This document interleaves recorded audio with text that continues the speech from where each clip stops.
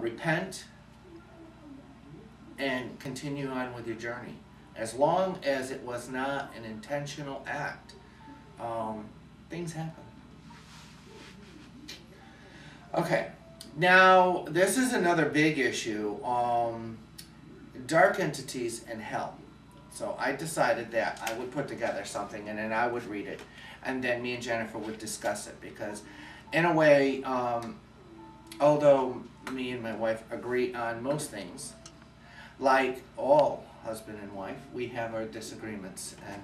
And the last time we discussed this issue, it became apparent that Jennifer and I disagree on these certain things. And we got a couple of viewers that had said to us that coming across with us speaking over one another and debating the issues out, bickering and saying that we were arguing. Yeah, did not come across as professional. So what we're going to do this time is I'm going to read my point so that I can clearly get it out, because that's how I usually do things, to make sure and then Jennifer's going to respond with her point. Since then also, we've both had a couple of in-depth conversations with each other to determine out exactly what our actual beliefs are. Yeah. So you'll find out as we go along. Dark entities and hell. Dark entities. I do not believe any soul, gray, dark, or white, will ever lose their freedom of self. God will no longer permit access to these dark souls on the earth and the future. Dark entities do not love others, only themselves. They cannot express love for others for long before taking from others. Now I want to explain that. A dark entity temporarily, in a moment of time, can express love towards somebody if the ultimate purpose of that is to gain something from that person. But they cannot do that for a long period of time. Greed is the source of the existence for a dark entity. Dark entities do not have a supreme being. I do not believe in Lucifer or the devil. Dark entities have no organization. Chaos is all they know. They are too selfish and greedy in order to work with one another.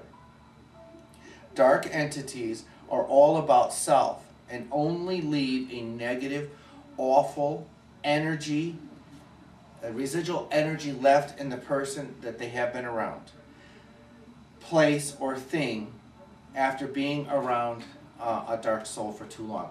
Okay, so let me make sure I get my point there. If you are around a dark entity and you're around them for a long enough period, you're going to begin feeling yucky about yourself. You're going to feel drained. You're going to be feeling just morbid and ill. Dark entities are a necessity for duality. Duality is God's good and bad so that we can experience. We've already talked about the need for experiencing.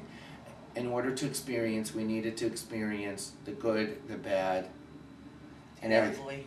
The right, the wrong, the positive, the negative, the yin, the yang.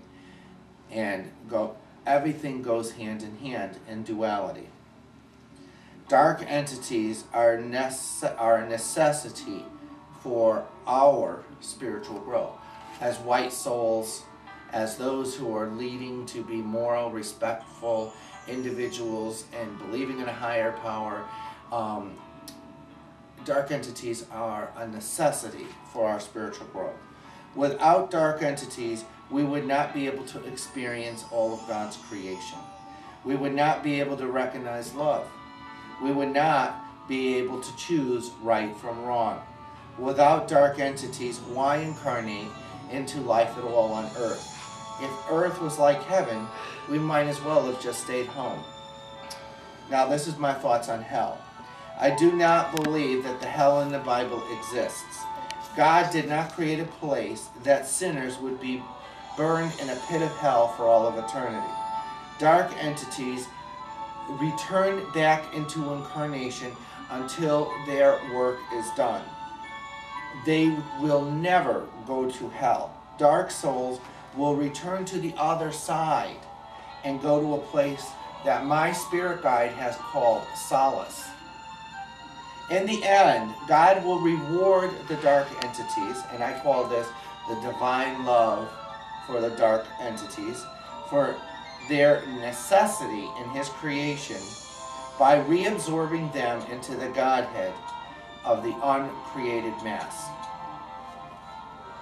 And that's my opinions on dark entities and hell. Do you have any questions?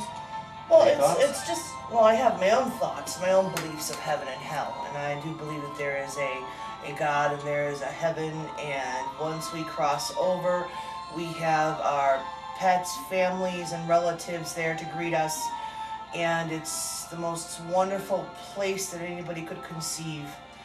On the other hand, when it comes to hell, I do believe that there is a dark place.